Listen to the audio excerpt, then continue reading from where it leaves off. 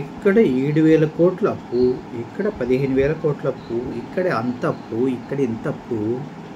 ఈ అమ్మాయి ఇవన్నీ వాళ్ళకి దొరికితే నన్ను ఉతికి ఆరేసేస్తారు కదా. రేయ్ అప్పరావు, మన దొంగ లెక్కలు గత సంవత్సరం నుంచి అప్పు తెచ్చాం కదా. తెచ్చాం అయితే మరి ఆ అప్పు తాలూకా ఆ డాక్యుమెంట్స్ అన్ని మన ఆర్థిక శాఖ ప్రధాన భవనంలో ఉన్న. ఏం చేద్దాం? చేయడానికి ఏముందా, తగలెట్టే అంటే మన లాకర్ లో ఉన్నాయా? తగలెట్టేసి షార్ట్ సర్క్యూట్ అని చెప్పేసి. షార్ట్ సర్క్యూటా? కాల్ చేద్దామా? సూపర్ ఐడియా భయ్యా, అదిరిపోయింది. కాల్ చేస్తే హార్డ్ డిస్క్లు పోతాయి, ఫైల్స్ పోతాయి, అన్నీ పోతాయి. చివరికి లెక్కలు చెప్పలేక తప్పించుకోవచ్చు. Super super.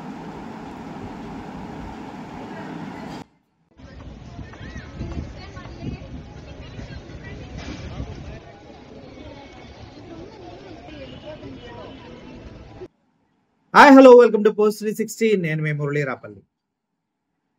ఈరోజు ఒక అద్భుతం జరిగింది. మనం ఇప్పటి వరకు చంద్రబాబు నాయుడు గారు 2 లక్షల కోట్లు అప్పు చేశాడన్న విషయం మనందరికీ తెలుసు కదా. అందుట్లో ఎటువంటి సందేహం లేదు కదా. ఆ అప్పు తెచ్చిన డబ్బులు ఎక్కడెక్కడ పెట్టాడో చంద్రబాబు నాయుడు గారు ఎవరికైనా చెప్పారా? లేదు కదా, చెప్పలేదు కదా, చెప్పరు కదా. అవి అడుగుతారని తెలుసు, సంవత్సరం అవుతుంది, మళ్ళీ ఆ లెక్కలు అడుగుతారనేసి మనోళ్ళు కొత్త స్కెచ్ చేసినట్టుగా వార్తలు వస్తున్నాయి. Breaking news. ఏపీ ఆర్థిక శాఖ ప్రధాన కార్యాలయం నిధి భవన్ లో అగ్ని ప్రమాదం. అదే కరెక్ట్గా ఎక్కడైతే ఫైల్స్ ఉంటాయో అక్కడే మంటలు వస్తాయి.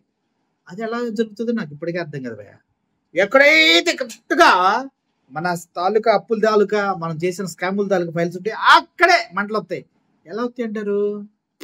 వస్తే రప్పిస్తారా? అది దేవుడికే తెలియాలి. కంప్యూటర్లో కీలక ఫైలు కాలిపోయినట్టు సమాచారం. కాలిపోవాలి, టార్గెట్ అది కదా.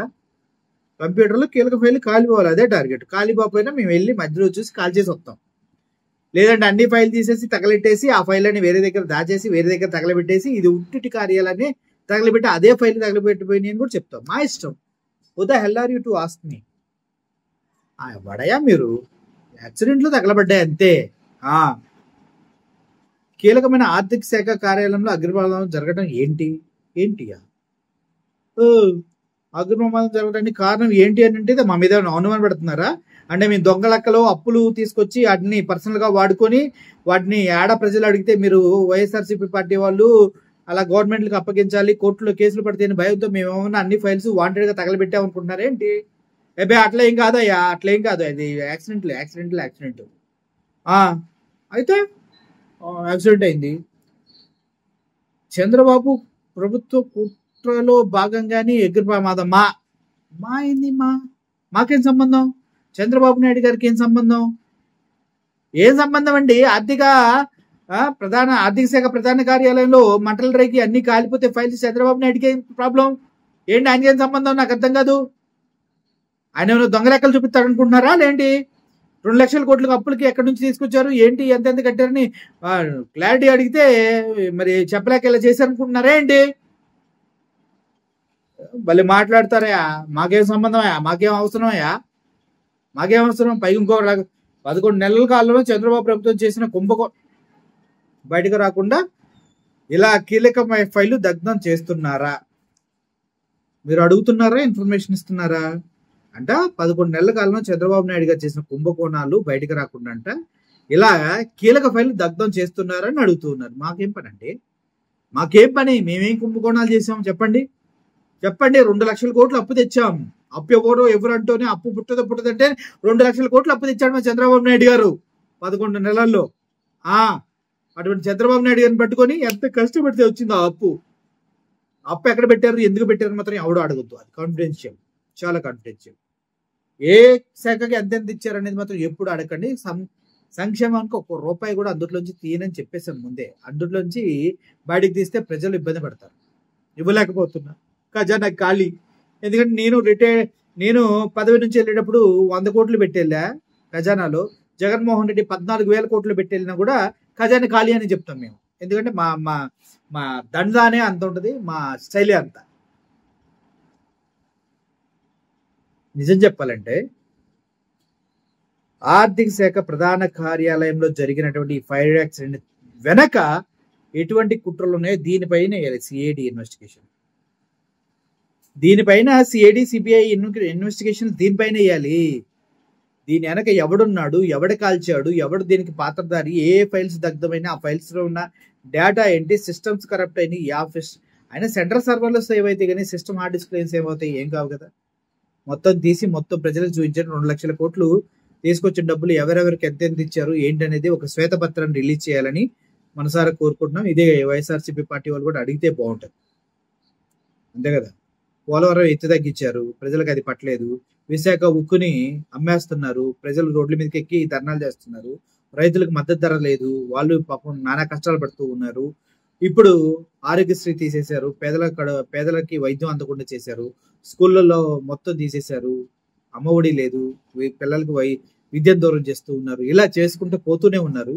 ఆ క్రమంలో ఇలా ఫైల్స్ దగ్ధం అవడం, 2 లక్షల కోట్లు అప్పు చేయడం, అందులో అమరావతిలో 315 కోట్లు రియల్ ఎస్టేట్ లో బిజినెస్ లో లాస్ వచ్చిందని నారాయణ గారు ప్రకటించడం, ఇంకో 45,000 ఎకరాలు కావాలని చెప్పడం, దీని అన్నిటికీ కుట్ర ఏంటి, ఏం జరుగుతుంది, ఈ ఫైల్స్ వెనుక ఏమన్నా ఉన్నాయా రహస్యాలు అని ప్రతి ఒక్కరు అడుగుతున్నారు సార్.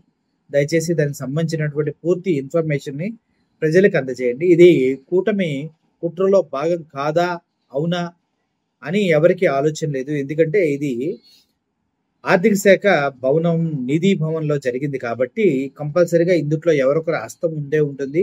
కొన్ని రహస్య ఫైల్స్ ని ప్రపంచానికి తెలియకుండా దాచేయటం కోసం ఇలా చేస్తుంటారని ప్రతి ఒక్కరు అనుకుంటున్నారు. అది నిజం కాకుండా ఉండాలంటే ఇప్పుడు గవర్నమెంట్ చేసిన 2 లక్షల కోట్ల అప్పులకి లెక్కలు చూపించాలి, ఎక్కడెక్కడ ఖర్చు పెట్టిందో చూపించాలి. గతంలో మిషన్లకే 29,000 రూపాయల మిషన్ నేర్పించడానికి తీసుకున్న కూటమి ప్రభుత్వాన్ని ఎవడు నమ్ముతాడు ఈ రోజుల్లో? ఎవడో నమ్మడు. కాబట్టి ఇప్పుడున్న పరిస్థితులకు అనుగుణంగా మీరు మాత్రం చేయాల్సిందే. చూడండి, ఆ బిల్డింగ్ తగలబడిపోతూ ఉంది. ఆ విజువల్స్ ఒకసారి చూడండి.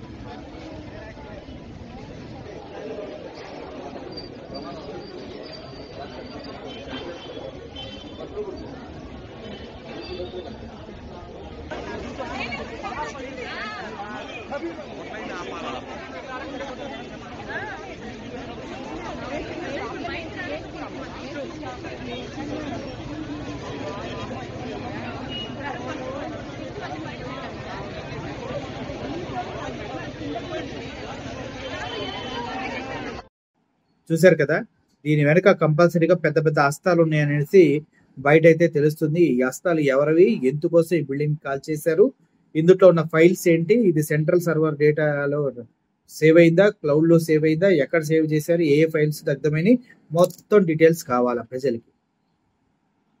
ఇస్తారుగా, ఇస్తారని ఆశిస్తూ ఉన్నా. Thank you for watching this video.